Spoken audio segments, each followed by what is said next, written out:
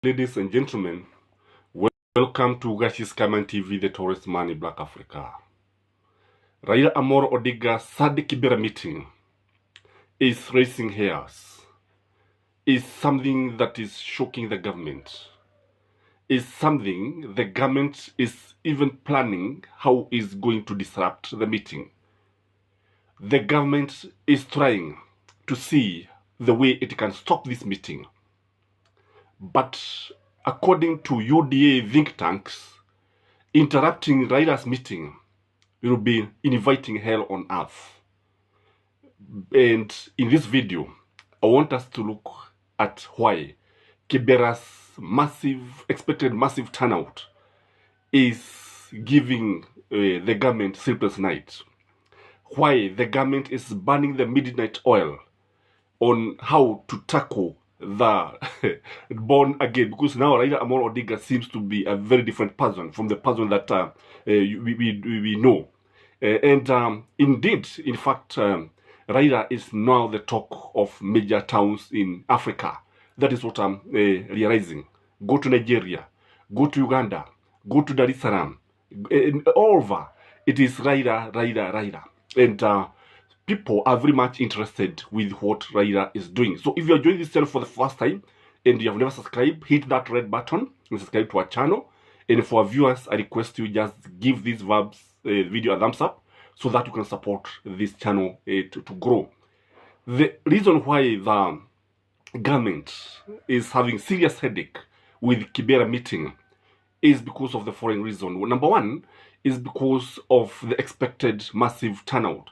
You know very well that Kibera is Raila Amolo Odinga's bedroom. It is referred to as Raila's bedroom. And this is where Raila started his politics. Because you see, Raila's politics are Nairobi politics. And by the fact that he was the Langata MP, where we have Kibera and Kibera, that is where we expect the greatest turnout in Raila's meeting. In fact, the meeting that was held in Jakarta in Kamkoji will look like, I don't know, it will look like a church meeting. And because what we have in Kibera, everybody is going to turn out. I understand people have been told to turn out. Everyone is expected to turn out. The young, the old, and only the children will be left behind. So this is something that is scaring the government. Because you know, perception is everything. Because the perception that is going to give is that Raila is taking over. That is the perception that is being created in this country. The other thing is that when you look at the people of Kibera, these are people who can sacrifice for Raila Amolo Odinga. They are prepared to die. You heard them in many meetings saying that hata ni kama ni kifo haogopi. Even Raila himself is saying that he does not even fear death. That is why I'm saying we are seeing a very different Raila. For those of you who do not know who Raila is, this is the real Raila. The real Raila has stood up. And when you look at Raila, and when you look at the people who are supporting him, these are people who can do anything. These are people who are ready to sacrifice their lives because of Raila Amolo Odinga. In fact, it is more than a cult. And if Raila tells them to do anything, they are going to do. And majority of them are becoming patient with Raila Amolo Odinga because they are complaining that he's not giving directions. Because many of them want to see concrete actions because they believe Raila should be in State House. So this is something that is scaring the government. In fact, some people, if told to march from Kibera to State House, that is what they will do. And I don't know, because when you look at the government of William Samuel Ruto, that is why it is very much concerned of this Saturday meeting. I don't know what you think about this meeting, because I don't know whether you are going to attend, because I've heard so many people from Mount Kenya saying that they are going to attend this meeting. The other thing is because of the attention that this meeting is attracting. It is attracting the attention of the international community. And kusema ukweli, watu wengi, mataifa mengi sasa yameanza kufuatilia yale matukio ambayo yanaendelea hapa nchini Kenya. Matukio mengi ambayo yanaendelea hususan ya kisiasa. mataifa mengi hususan wanadiplomasia, kwa sababu wako pale, na the fact that the meeting is taking place in Nairobi, majority of these meetings are taking place in Nairobi, utaona kwamba wanadiplomasia wengi wakijaribu kuwasiliana na serikali zao kule nyumbani, wakionyesha vile hali ilivyo, kwa sababu ukitazama vizuri utaona ya kwamba mataifa ya kigeni kule ughaibuni, utaona ya kwamba kuna hali ya wasiwasi, kuna hali ya eti, kwa sababu the stability of the nation is now in question.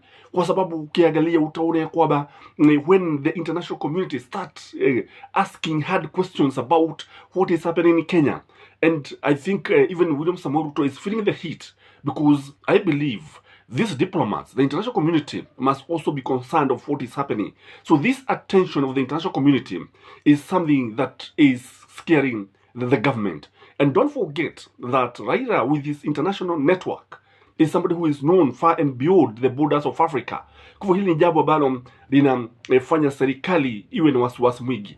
Again, this meeting is expected to continue building the momentum. You know what Raila Amolo has been doing is to build a momentum. Where this momentum will lead, only time will tell. But you remember, Baba had given the government, has given the international community 2 weeks to intervene in Kenyan case. He has talked about the Secretariat of Commonwealth and the United Nations so that they can intervene in Kenya. And they were told to send independent auditors to come and verify the 2022 presidential elections. And so far they have not responded.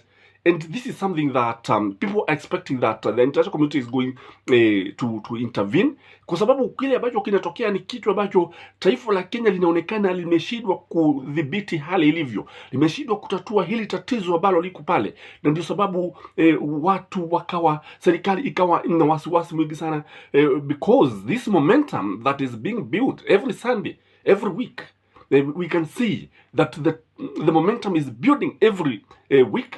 And I'm saying it is just a matter of time before the hell breaks loose, if what we are seeing is anything to go by.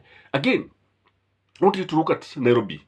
Nairobi is the capital city, not only in Kenya, but of East Africa. When we have Raila Amolo Odinga appearing to control Nairobi, and this is where we have the seat of power, this is where we have State House, this is where we have Harambee House, this is where we have all the government offices, major government offices, the headquarters of everything, administrative capital and business capital, everything. And you see now, the president seems not to have the control of Nairobi, because what we have, it seems that it is Raila who is controlling the city. Then hard questions will be raised. How did this happen? How did somebody who did not win the election manage to control the city? How is he even controlling the city when he's not in the government? This thing is something that is also giving government headache.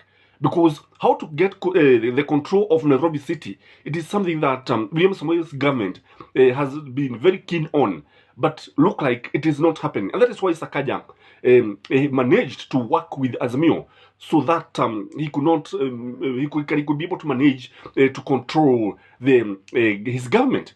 Kwa sababu bila hivi ingekuwa vigumu sana. Now we have Raila now seen to control the capital city, and this is something that the government is very much concerned about. Again, when you look at Nairobi and Kibera in general, because what we are seeing here is Kibera meeting is giving the government headache. It is giving the government sleepless nights. In Kibera we have a dense population. The place is densely populated.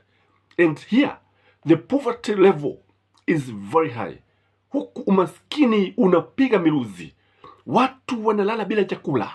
Watu wanatembea miguu wakienda kutafuta vibarua ambavyo havipatikani. Watu, they are feeling the effect of taxation. They are feeling the effect of the inflation. They are feeling the effect of everything. They are feeling the effect of poor governance or bad governance, whatever you may call it. Kwa hawa ni watu ambao wameguswa kabisa. Ni watu ambao wana uchungu, by the way. Sorry for that. Ni watu ambao wana uchungu kutokana na yale ambayo yako kule. Yale, if there are people who are feeling the pain, if there are hustlers who are hard hit by William Samoei Ruto's government inhuman policies, because I would call them inhuman policies, taxation, removal of subsidies, and many things. It is the people of Kibera. So these people know what they are fighting for. These people know why Raila is fighting for them. These people know what it means if Raila was the president. Because these people have experienced the greatest problem in Kenya today. Wengi nimesema wanalala ja, wengi hawajapeleka watoto wao shuleni, wengi wajui watafanya nini. They don't even know, some of them do not even know where to sleep. No toilets in Kibera, no water in Kibera, no electricity. And then you tell me that these people are not going to sacrifice for Raila Amolo Odinga? I don't know what you think, but the government has its work cut out. I don't know how they are going to approach the Kibera meeting, because this could turn out to be a nightmare for the government. This could even turn out to be a nightmare for Raila Amolo Odinga. How he is going to manage this meeting is also something that I'm wondering. And how Raila manages to manage such big crowds is something that amazes me and many other people. Kwa sababu si rahisi. It's not easy to manage such a charged, electrified crowd. It's not easy. But Baba has always managed it. So let's wait and see what is going to happen. Let's see whether, because you have not had anything to say about the charges, I think the meeting is still there. And let's see what the Sunday meeting will unfold. So remember to subscribe to Rice's Command TV, the Tourism in Black Africa, and like this video, and may you have a blessed day. Till next time, bye-bye.